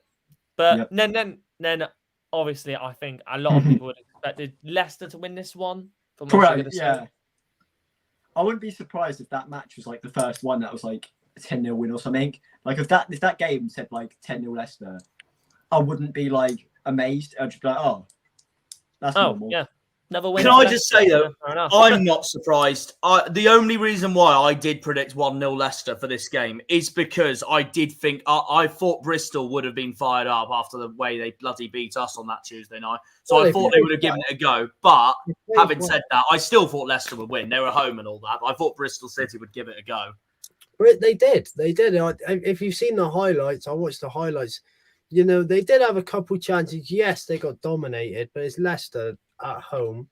Oh, 60, for fuck's sakes. But look at the shot comparison. Their defending was class. Obviously, they had shots blocked off the line. The keeper pulled off a couple worldies. Jamie Vardy's pen, though, is unstoppable. Yeah. He's just brilliant at penalties anyway, isn't he? When you'd always back him on a penalty every single time because he scores just penalties for days. He could score penalties in his sleep, for God's sake. If there's someone in this world you genuinely trust to take a penalty, it would be Jamie Vardy. Jamie Vardy, I'd love to have a point with Jamie Vardy, actually. I'd happily have a point with Jamie Vardy as well. Just seems like a proper buy. But 2 people got this score correct. 2 people got this score correct. Me getting the score correct. I'm going to look away now because I think I might have got it right. Yeah, and then Jack got the score correct as well. Yeah. Who else? No one else. But Harvey England got another 2. He put Vardy to score in this one. Jamie Vardy's having a party. Up the England. So did Darryl. He got 2 as well. But for Liam, he got 1 point. He put Mavididi to score, not Vardy, but he did put a Leicester win 2-0. He's probably a little bit annoyed about that they didn't score another. Oh, I can confirm to you, he's definitely annoyed with that. Because they normally do. Yeah, but then I said you got this wrong, Rosevere. I said that Southampton could possibly win this game, but I was completely wrong, and Middlesbrough absolutely sat them down and got their first win of the season. I just thought it was the best time for Middlesbrough to play Southampton with the horrific form they're on at the moment. I honestly, I'm going to say this out there now. I really don't think Russell Martin's the right man for Saints, personally. He's got that huge pressure up his shoulders as well. Typical Borough, really. They can't beat the likes of Wednesday now, but they can beat Southampton. So Yeah, but Southampton have been defensively shite. So when you got, I think they've conceded more goals than anyone so far this season. They just got relegated from the Prem. Yeah, they conceded more to us. Yeah, they've conceded 18 goals, and they haven't impressed me. They've been lucky so far this season. They were lucky as fuck against us. Like Bailey said, they were lucky against Norwich. Oh yeah, I mean that was I believe it was a penalty that happened that clearly should have been given. We would have won that, but looking back at that game, both that and Hull, we got unlucky at Southampton. We got unlucky at Hull. So even though I complain about that match, realistically, if we got done dirty both matches, we would have gotten 2 points out of 6. So 4 points out of 6 isn't too bad. So drawing to Southampton's fine, especially because we know the way that we did draw was sort of illegitimate. It wasn't really our doing. So yeah. Yeah, fair enough. Southampton shouldn't have beaten us. I think we should have most likely got a draw. We from should have that game. definitely got a point. If it wasn't for fucking Che Adams, as obviously Harvey England called in a couple videos ago, if you want to watch that video back, you'll may as well play back the clip now at this point. I can't remember. I haven't got the clip. Sorry, mate. What did I say? Liam, do you remember? No. Oh, unlucky. We'll move on anyways. Right. Probably a wanker or something. I'll probably just call him a wanker or something. Yeah. Something about him being offside wanker. Yeah. And then Jack was the only one that got this one right, as he put 2-1 Middlesbrough win. No one else got any points from this. You know what I like from this predictions though is that we all went differently for this prediction. Wait, Harvey, what did you put for this game again? Sorry. He put 1-1. Yeah, you put 1-1. Well, I was just going to say, either way though, it's interesting that we've all gone differently for this prediction because obviously I would have said Spear said Southampton win. I said a Middlesbrough win. Then the other two said a draw. Yeah, exactly. Well, I mean, one of us was going to get it right. That's true. That's right. Well, there's 5 of us involved, so. But then obviously Argyle 6, Norwich 2. I don't think anybody got 1-1. I thought it was going to be 1-1. I said a draw as well. I put 2-0 Norwich, didn't I? Thank you. I think you did, yeah. I put 2-1 Norwich, no points. Yeah, no one got any points. No one got any points. To score for that game. You had Jonathan Rowe. Yeah. I think it's the first time I've ever seen Harvey England predict an Argyle defeat in my life. No, I could be wrong though. Could be wrong. Yeah. How many wins do you think we will get away from home? Well, that's like saying, can you solve a hard algebra maths equation? I don't fucking know.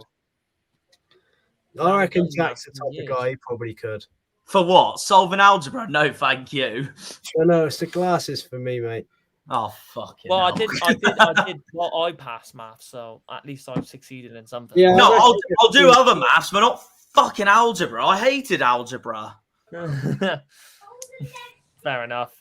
W and then A equals Shuey Master.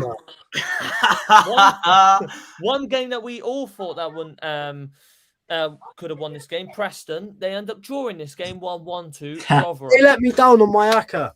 They let me down for about 40 quid on my ACCA. Oh. The weird thing about this as well is that there were even Preston fans on social media saying, I don't know if we're going to beat Rotherham, to be honest with you. But I thought they would because Rotherham have been, they're like Sheffield Wednesday, they have been terrible until they played up this season. Well, back away now, Jack. You got 3 points against Leicester. Yeah. Wait, did they beat Leicester? Now, Jack, how's that foul, you fool? Wait, did they beat Leicester? I'm pretty sure they beat them 2-0, did they not?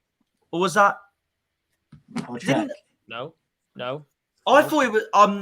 Bailey's gonna hate hearing this, but I thought it was Norwich they beat. Yeah, we lost 2-1. They beat Norwich. Yeah, they beat Norwich. Yeah, Rotherham beat Norwich. No. Oh, wait, what? Wait, no. Unless you're on about something else, Harvey. I don't know. I could be wrong. Bailey, I've got some news. Now. Here you go. Yes. Fixtures. So, George lost. There you go. Win. 2-0 Wolves. Get in. My brother will be happy. Lovely. Portuguese have done it again. Portuguese have done it again. Oh, no, they beat them 2-1. No, yeah, that's my fault. Yeah.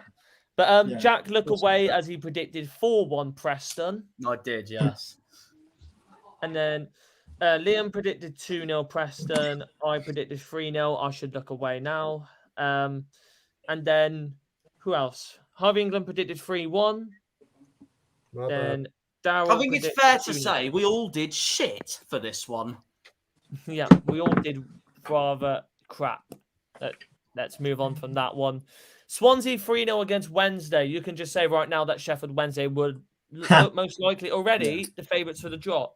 They are not doing well at all. Yeah, they are not doing well. at all. Come on, Wednesday! Well, they're going to need some of that energy, aren't they, with the way they're Yeah. Well, I should look away again because I predicted 1-0 Wednesday. I said 1-1 draw because I thought both teams have been terrible so far this season. But then again, it doesn't surprise me Swansea won because Michael Duff knows how to beat Wednesday off the back of his head from last season with Barnsley. Yeah, he does, yeah. Liam getting 2. Liam getting 2 points in this game. He put Yates to score and Swansea winning 2-0. Jack, none. Harvey England, he got none as well. Daryl bagging 1. 2 draws there from Harvey England and I think it was Jack as well. Yeah, it was me. Yeah, it was me. Did you think that both of these sides would have got 1 point? Yeah, 'cause they both not had a really great start, have they?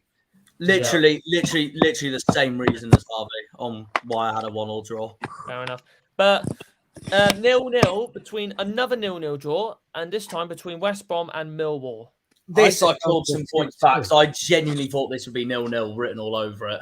I thought He actually got it right. Yeah. Didn't I? Let me have a look.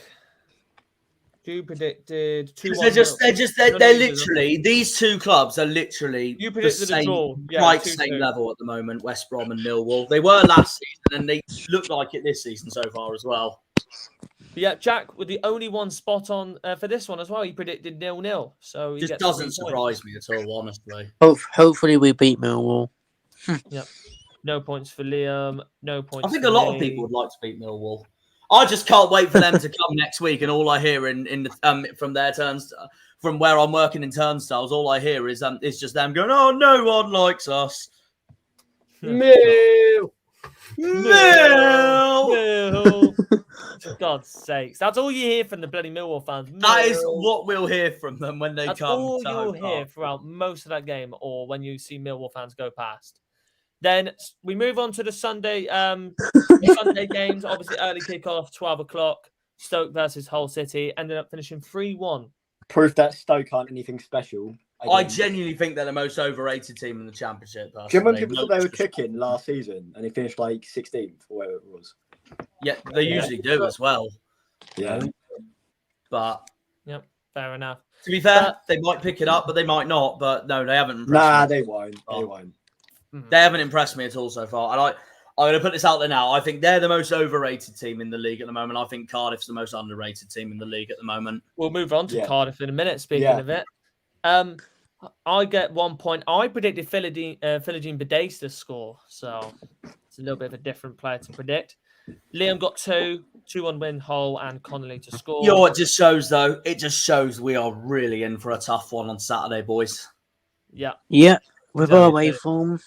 Give me a Hull point now, City- snap Good your luck. hand off. 1, the away form. 2, they've had a recent good record against us. And 3, they got bloody Scott Twine in their team. Oh, Yeah, I'm we going to don't put talk it about on that, for him man. to score. He's going We to don't talk about that, man.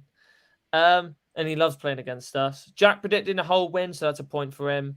And same for Harvey England. And Daryl predicting a draw, which is kind of surprising as well. Oh, here's a question for us all. How many wins do you think we will get away from we've home? already been through it.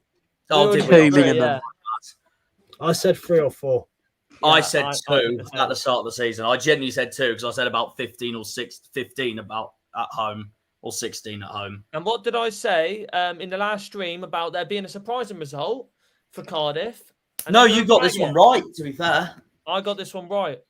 I predicted 1-0 Cardiff. Yeah, I didn't. I said that didn't. there would be a surprise, and there was. Oh, I didn't do the thing.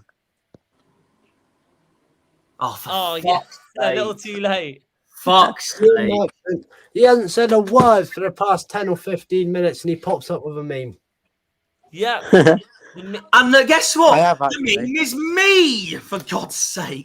Me. Me. Me. Oh, it's me. It's me again. I didn't realise you guys already discussed about the away wins, for fuck's But like sake. I said, Sunderland so far this season, they started off pretty badly and then they start getting into a rhythm. And then they get brought back down to earth with a loss against Cardiff at home. And I predicted this one spot on. I actually think that Up the sheep. Cardiff would actually get a surprise result. And I was right. They look an underrated team this year, from what I'm seeing. I said So Sunderland would win this, but I thought Ramsey would score, which didn't happen.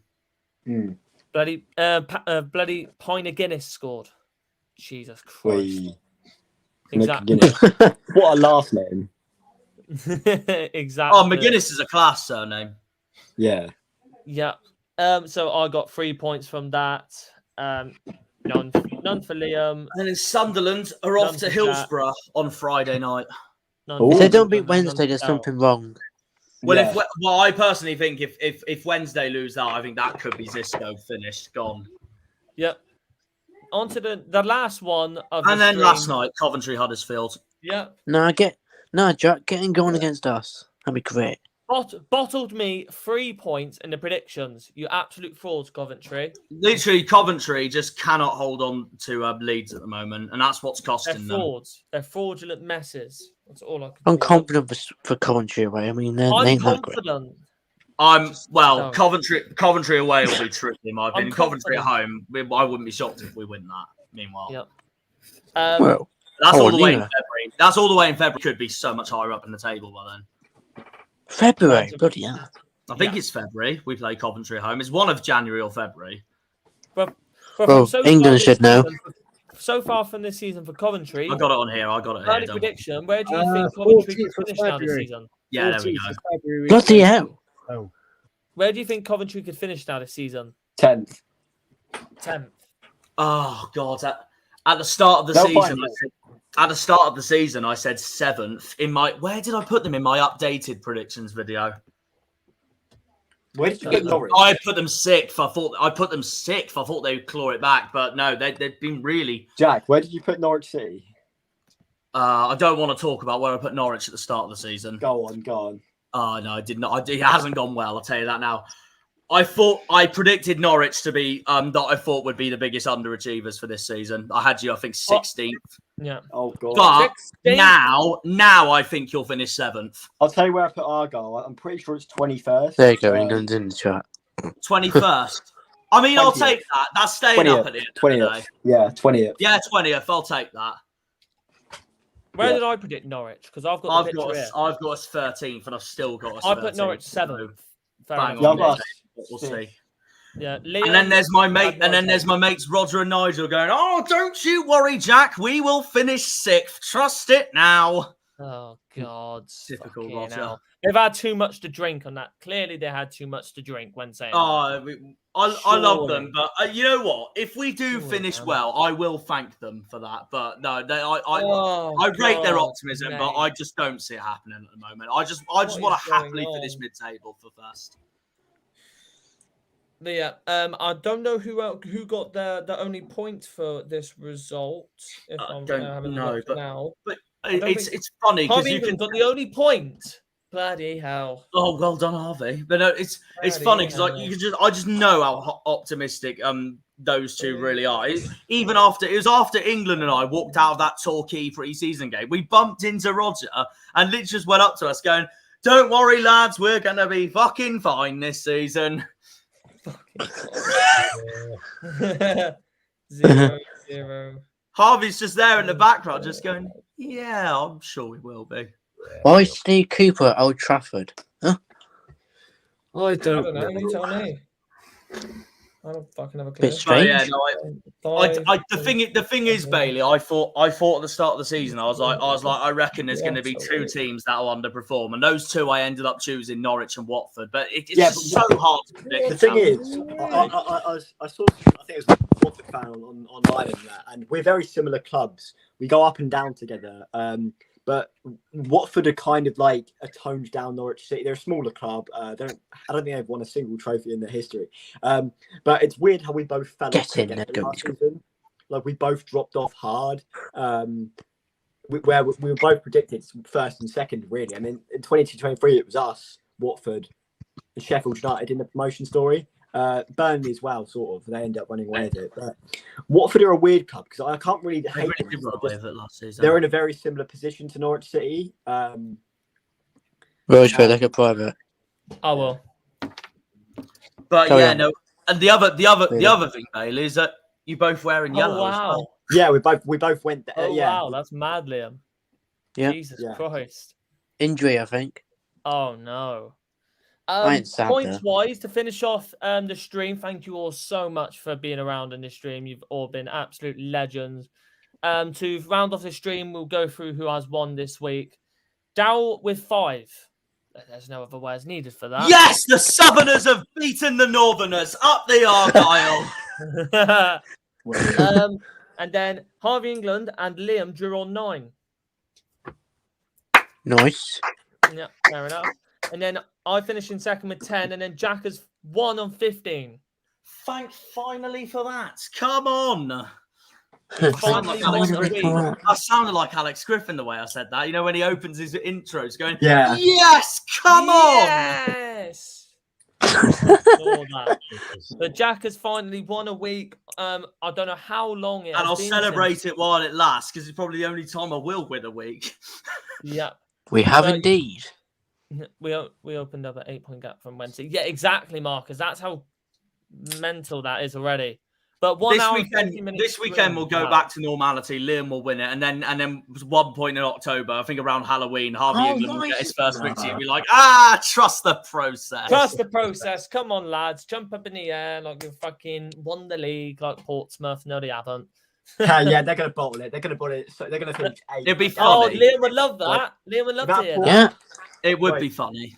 You know, Paul, Bloody- every single bloody- year they say it's going to be their year. Every single year. Paul, I think it's been Oh. I think I've heard it 4 This is years. all in a row. year. It's all year, lads. It's You know all the best year. thing about it also, Bailey, is that the bookies have just released their updated League One predictions. And surprise, surprise, who's top of the league? Portsmouth. Watch them finish 8th. Yeah, watch them finish 8th now. Yeah. Every I mean, single personally, time at the they moment, go, I think they every are year. going up. It would be hilarious if they I'd did love that. it because it's an easier away day. It's literally like down. I can see it out my bedroom window. I mean, I'm yeah. And also, I can't stand them, so I wouldn't mind. I wouldn't mind them going up. So I Port can just City derby, exclusively shout, "Fuck off, Pompey! Okay. Pompey, That fuck chant off!" is so annoying. I hate it. Oh, they sing that since I was young. I followed. That's all. Oh, they yeah, only that sing one.